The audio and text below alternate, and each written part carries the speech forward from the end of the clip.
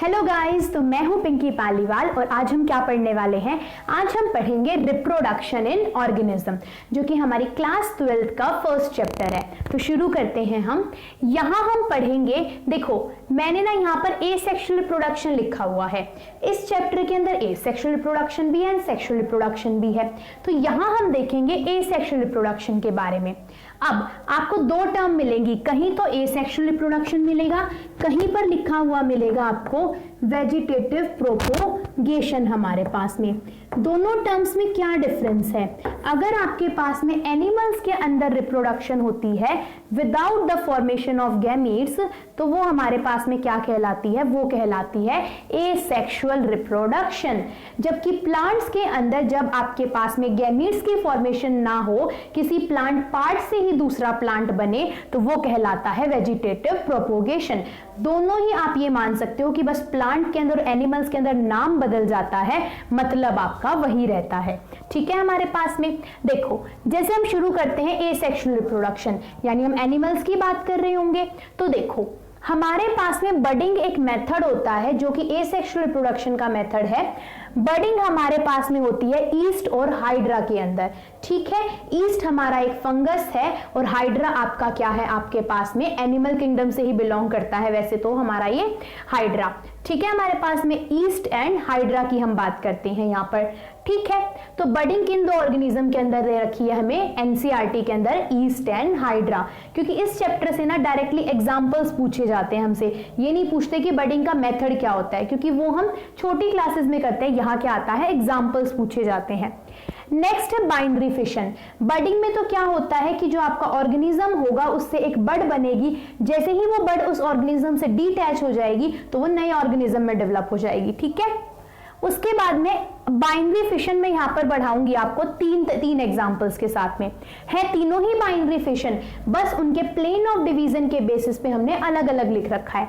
जैसे irregular binary fission, जहां पर मतलब कहीं से भी बाइनरी फिशन। बाइनरी फिशन का मतलब होता है कि इस तरीके से कोई आपके पास में पूरा ऑर्गेनिज्म था, इसके बीच में न्यूक्लियस था, फिर क्या होगा? जो ये न्यूक्लियस होगा ये दो पार्ट्स के अंदर ऐसे स्प्लिट होना शुरू हो जाएगा। कुछ टाइम के बाद में ये दो अलग अलग न्यूक्लियस बना लेगा और दो अलग अलग ऑर्गेनिजम्स तैयार हो जाते हैं, जिनको हम बोलते हैं डॉटर ऑर्गेनिज्म।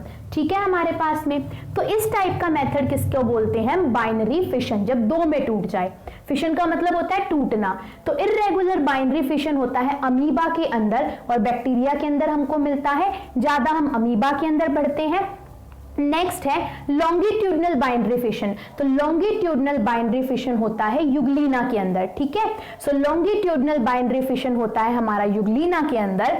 अगर पूछे ट्रांसवर्स बाइनरी फिशन, तो ट्रांसवर्स बाइनरी फिशन होता है आपका पैरामीशियम के अंदर। किसके अंदर होता है? पैरामीशियम के अंदर। ठीक है, हो सकता है कि वो आपको लॉन्गिट्यूडनल, ट्रांसवर्स या इर्रेगुलर ऐसे अलग अलग कर ऑप्शन दे, या फिर डायरेक्टली भी बोल सकता है कि बाइनरी फिशन किसके अंदर होगा।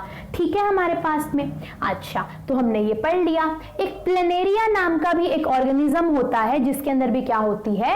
Binary fission. तो यहाँ पर हमने 4 नाम पढ़ लिए, 4 के भी 5 नाम पढ़ लिए, जहां पर क्या होता है? बाइनरी फिशन से क्या होती है आपकी? Asexual reproduction. हमारे अगर सीबीएसई का पेपर होता है तो 1 मार्क के क्वेश्चन बनते हैं, और अगर हम पीएमटी वगैरह का पेपर देते हैं तो वहां पर ही ऑब्जेक्टिव क्वेश्चंस बनते हैं। ठीक है, अब आगे देखो। नेक्स्ट अब कुछ प्लांट्स मैंने यहां पर लिखे हुए हैं, हम उनके अंदर देखेंगे।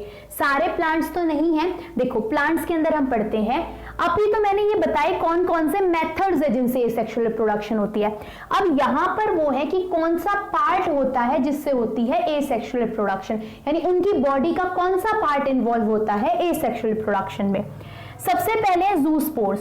तो जूस्पोर्स एक क्लेमेडोमोनास नाम की एल्गी होती है, उसके अंदर एसेक्सुअल रिप्रोडक्शन होती है। किसके थ्रू? जूस्पोर्स के थ्रू। वो डायरेक्टली आपसे पूछेगा कि क्लेमेडोमोनास के अंदर एसेक्सुअल रिप्रोडक्शन किस चीज से होती है, तो वो होती है जूस्पोर्स से।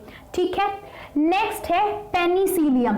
पेनिसिलियम हमारी एक फंजाई है जिसके अंदर कोनिडिया की फॉर्मेशन होती है। कोनिडिया एक स्ट्रक्चर है जो पेनिसिलियम फंजाई की बॉडी में बनता है, बॉडी के ऊपर बनता है, जिससे क्या होती है? Sexual reproduction. कोनिडिया सेपरेट होगा और नया पेनिसिलियम बन जाएगा। उसके बाद में स्पॉन्ज, स्पॉन्ज के अंदर होती है आपके पास में जेम्यूल्स की फॉर्मेशन, ठीक है। तो स्पॉन्ज के अंदर क्या होती है, जेम्यूल्स की फॉर्मेशन। स्पॉन्ज हम पढ़ते हैं जो हमारा एनिमल किंगडम है उसके पोरीफेरा के अंदर, ठीक है। नेक्स्ट है हाइड्रा, हाइड्रा के अंदर हमने ऊपर बडिंग पढ़ी थी, और किस पार्ट से होती है, वहां पर क्या फॉर्म में होता है, हमारा बर्ड्स की फॉर्मेशन होती है, ठीक है हमारे पास में। तो ये हमारे पास में स्ट्रक्चर्स हो गए सेक्सुअल रिप्रोडक्शन के अंदर जो होते हैं इन्वॉल्व, ठीक।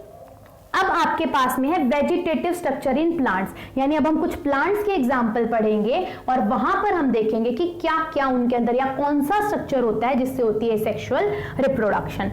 जैसे हम पोटैटो की बात करें, आलू, पोटैटो के अंदर आइज बनती है। पोटैटो तो हम सबने देखा भी होगा, जब बहुत दिन हो जाते हैं आलू को लाए हुए या पोटैटो को लाए हुए, तो उसके ऊपर ना वाइट कलर के ना इस टाइप के कुछ स्ट्रक्चर्स बन जाते हैं, उन स्ट्रक्चर्स को हम बोलते हैं आइज।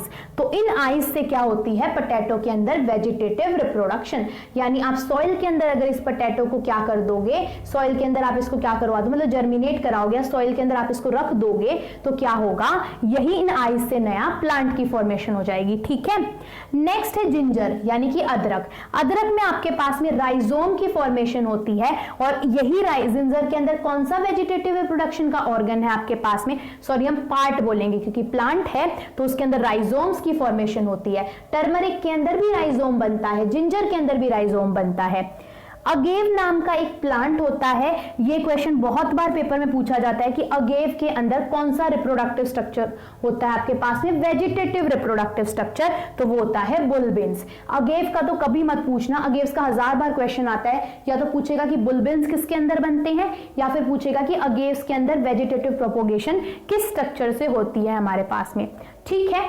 नेक्स्ट है लीफ बर्ड्स, ब्रायोफाइलम के अंदर लीफ बर्ड बनती है। ब्रायोफाइलम प्लांट हमें बहुत ज्यादा इजीली अवेलेबल होता है, सबके तो नहीं बोल सकती, मतलब घरों में भी होता है। तो ब्रायोफाइलम, जिसको कॉमन लैंग्वेज में हम पत्थरचट प्लांट भी बोलते हैं, इसकी लीव्स को आप जैसे ही सॉइल के अंदर रखोगे ना, मतलब कि, तो इसमें से बर्ड्स डेवलप होनी शुरू हो जाती हैं। ब्रायोफाइलम की कुछ इस तरीके से सर्च करके देखना, पत्थरचट बोलते हैं, ऐसा प्लांट होता है, इसकी लीव्स के ऊपर से ही नया प्लांट बनना शुरू हो जाता है और बहुत जल्दी बनना शुरू हो जाता है। सो ब्रायोफाइलम के अंदर क्या होती है, लीफ बर्ड्स की फॉर्मेशन। आगे है वाटर हाइसिंथ। वाटर हाइसिंथ नाम का हमारा एक प्लांट होता है जिसके अंदर किसके थ्रू होती है, ऑफसेट्स बोलते हैं, जिस पार्ट के थ्रू क्या होती है आपकी वेजिटेटिव प्रोपोगेशन। वाटर हाइसिंथ का थोड़ा सा ध्यान रखना कि इसमें ऑफसेट की फॉर्मेशन होती है, और वाटर हाइसिंथ का कॉमन नाम होता है टेरर ऑफ बंगाल।